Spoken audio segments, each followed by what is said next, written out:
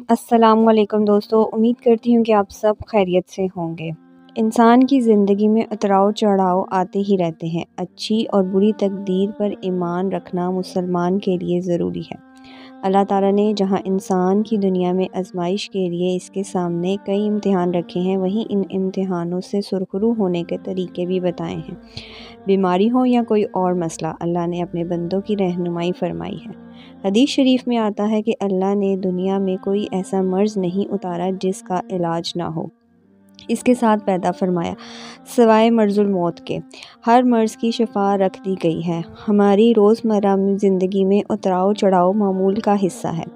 मौशरती परेशानियाँ भी दरअसल अल्लाह ताला की तरफ से बंदे को आज़माने का सबब है, ताकि बंदा अल्लाह की हर हालत में शुक्रगुज़ारी का आदी हो और अच्छे और बुरे दोनों हालात को रब की तरफ से समझकर शुक्र अदा करे। अल्लाह ताला के 99 इसमें मुबारक हैं। हर इसमें मुबारक अपने अंदर अलग तासीर का हामिल है। इसमें मुबारक के वज़ाइफ जहाँ रूहानी मालूमात और मददगार साबित होते हैं, वहाँ दुनियावी मुश्किलात से भी छुटकारा दिलाने का बाइस बनते हैं। घरेलू और कारोबारी ज़िंदगी में उतराव चढ़ाव आने की सूरत में नमाज इशा के बाद अव्वल और आखिर दुरूद शरीफ के साथ 300 मरतबा या मुहिबू या वहाबू पढ़ें और तस्बीह करने के बाद अल्लाह ताला से नहायत खलूस और दयानतदाना अंदाज में अपनी मुश्किलात दूर और हाजत पूरी फरमाने की दुआ करें। इंशाअल्लाह आपकी दुआ अल्लाह ताला के यहाँ मकबूल